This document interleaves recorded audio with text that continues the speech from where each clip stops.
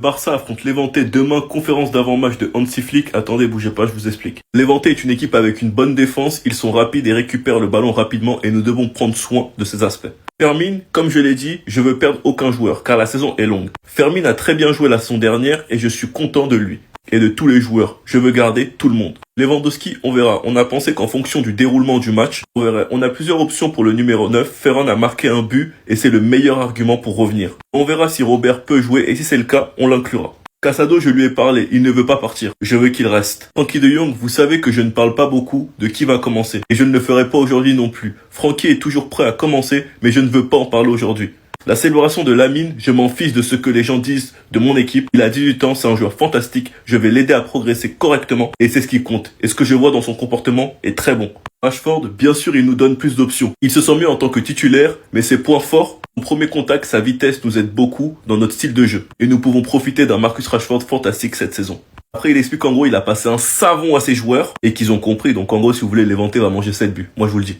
Enfin bref, sinon vous les gars, vous en pensez quoi? Ramenez sur n'importe ça, on s'ennuie. Décidément, même Flick s'y met et se met à défendre Lamine Yamal en conférence. Attendez, bougez pas, je vous explique. La célébration de Lamine. Je m'en fiche de ce que les gens disent de mon équipe. Il a 18 ans, c'est un joueur fantastique. Je vais l'aider à progresser correctement et c'est ce qui compte. Et ce que je vois dans son comportement est très bon. Mais vas-y au calme, je préfère écouter les tweetos et mes commentaires TikTok, tiens. En fait, ce qui est drôle, c'est que ce soit coéquipier, non seulement c'est un excellent joueur, mais aussi un bon garçon. Je suis sûr qu'il peut être encore meilleur que l'an passé. Chaque année, il peut s'améliorer. Lewandowski. Que ce soit son sélectionneur. Lamine Yamal, il grandit et se développe à un niveau incroyable. Je le répète, il deviendra une légende. Ou bien même des légendes de votre club. Je prends un gars qui est pas barcelonais, sinon on va dire que j'abuse. Il va remporter de nombreux titres collectifs. Comme individuel, il n'a que 17 ans et c'est un phénomène. Je vous demande de le laisser tranquille parce qu'il aura une très longue carrière. Il a choqué Thierry Henry, vous avez tous vu ses déclarations en Ligue des Champions. Il a choqué Zidane qui avait expliqué qu'il avait jamais vu ça de sa vie.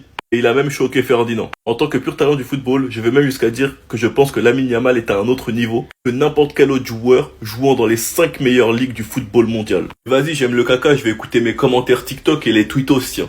Moi, je vous l'ai dit, avec tout ce qui a été dit sur lui durant cet été, tous les mensonges et la fausse bienveillance que vous avez eu envers lui, les Barcelonais, on va être intenables cette saison concernant Lamine Yamal. Vous êtes prévenus. Sinon, vous les gars, vous en pensez quoi? Ramenez sur cette on s'ennuie. Donc en gros, si je comprends bien les gars, Flick a clairement empêché un départ de Casado ou bien même de Fermin. Heureusement qu'il est là, sinon on allait faire une grave erreur. Attendez, bougez pas, je vous explique. Hansi Flick a mis son veto pour le départ de Fermin Lopez malgré des offres à près de 80 millions d'euros. Chelsea, United et une équipe saoudienne ont voulu recruter l'Espagnol. En interne, certains voulaient accepter la proposition pour résoudre les problèmes économiques du Barça. Mais l'entraîneur allemand a été clair, il ne partira pas. Et ça les gars, c'est ce qu'on avait entendu durant tout l'été, rappelez-vous.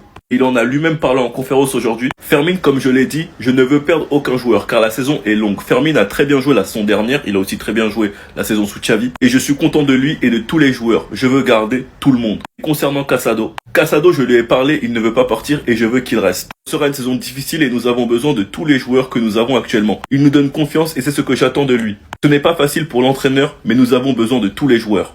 C'est clair que c'est pas facile de faire des choix, que Flick est dans une position compliquée entre Olmo ou Fermin, sachant que les deux joueurs ne sont pas réguliers. Au milieu du coup, entre De Jong, Gavi et Casado. Et bientôt Bernal qui va se rajouter à l'équation. Enfin bref, sinon vous les gars, vous en pensez quoi? Ramenez sur Snap, on s'ennuie. Je pense que vous vous rendez pas compte de la gravité dans ce championnat qu'on ne puisse pas faire jouer Rooney Bardi uniquement pour ne pas énerver la Liga. Rooney Bardi ne s'est pas entraîné avec l'équipe première car cet après-midi, il jouera un match amical avec l'équipe de jeunes contre Athletic Lleida. Et Flick sur Rooney Bardi en conférence. Rooney ne sera pas inscrit pour ce match, mais il s'entraîne dur et a une attitude et une mentalité fantastique. Ce qui nous aide à améliorer la qualité globale de l'équipe. Ce que je lui dis ainsi qu'aux autres jeunes, c'est qu'ils sont très bons, mais qu'ils doivent jouer. Ils joueront 45 ou 60 minutes et demain nous en choisirons un ou deux et les emmènerons à Valence. J'espère qu'ils seront tous inscrits la semaine prochaine. Pour ceux qui ne savent pas déjà les gars, la semaine dernière, la Liga a recommandé à Barcelone de ne pas inscrire Rooney Bardi avec la réserve mais de l'inscrire avec l'équipe première. Barcelone a accepté d'éviter les tensions avec la Liga. C'est-à-dire qu'un joueur à moins de 10 millions, le Barça a accepté de l'inscrire en équipe première, alors qu'on pourrait très bien contourner le fair play et l'inscrire en équipe B. Et visiblement on n'a pas le droit pour pas que la Liga nous emmerde. Alors que de l'autre côté, dans le plus grand des calmes, Madrid a acheté un joueur à plus de 40 millions qu'ils ont fait jouer le premier match de Liga et qu'ils ont inscrit en équipe B. Encore un 2 poids 2 mesures qui ne sera pas relayé par tout le monde car on préfère uniquement vanner le Barça sur leur stade ou je ne sais quoi. Enfin bref, sinon vous les gars, vous en pensez quoi? Ramenez sur Snap, on s'ennuie. Absolument tous les jeunes au Barça sont en train de prolonger, l'avenir est garanti. Marc Bernal va prolonger jusqu'en 2029. Attendez, bougez pas, je vous explique. Breaking, l'agent de Marc Bernal s'est réuni avec Deco dans les bureaux du club aujourd'hui. Il va prolonger son contrat jusqu'en 2029. Tout est bouclé, le joueur fera bientôt son retour sur les terrains. Donc on a recruté Yohan Garcia. On a prolongé Chesney jusqu'en 2027. On a prolongé Koundé jusqu'en 2030. On devrait prolonger aussi Eric Garcia. Koubarsi jusqu'en 2029. Araujo jusqu'en 2031. Baldé c'est jusqu'en 2028. Gérard Martin jusqu'en 2028. Sachant qu'il y a Alteren qui monte en équipe première. Casado 2028. Du coup Bernal 2029. Gavi 2030. Pedri 2030. Fermin 2029. Olmo lui je crois c'est 2029-2030. Rafinha 2028. Lamine Yamal 2031. Le Rooney Bardi 2029. Sans compter Frankie de Jong qui lui aussi doit prolonger jusqu'en 2028 je crois.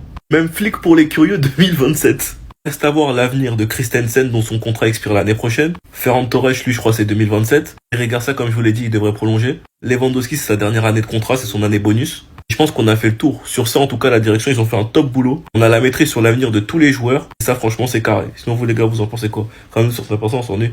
Les gars, je suis pas là pour tirer sur Madrid, mais pour pointer l'arbitrage en Liga. Comment vous pouvez m'expliquer qu'en 3 saisons, Lewandowski a marqué 7 pénaltys, et j'ai bien dit marqué, pas obtenu, 7 pénaltys en 3 saisons en étant le tireur attitré des pénaltys, et que Mbappé, en une saison plus un match, il a marqué 8 pénaltys, en n'étant pas directement le tireur de pénaltys attitré. Donc rendez-vous compte de cette folie. En une saison et un match. Une saison et un match. Sachant que là où je vais aller encore plus loin, c'est que sur les 3 saisons, le Barça a gagné 2 fois la Liga, donc a été 2 fois leader de son championnat. Encore sous Xavi, c'était des petits scores. Mais sous Flick, on a explosé toutes les équipes de Liga. On a passé quasi tout notre temps dans la surface adverse. Croyez-moi que des fautes avec des pénaltys non sifflés, il y en a eu la saison dernière. La saison 2023-2024, je préfère même pas en parler, on était sur TikTok. Depuis la saison 2016-2017, c'est 85 pénaltys pour le Real, 61 pour le Barça, 51 pour l'Atlético. Avec ces statistiques, on peut rien dire, mais on peut pointer une chose du doigt, c'est que l'arbitrage est illogique. Et qu'il peut y avoir les mêmes fautes, les mêmes situations, même parfois le même arbitre, mais ça ne sera pas jugé de la même manière. Parce que les arbitres de Liga sont fous.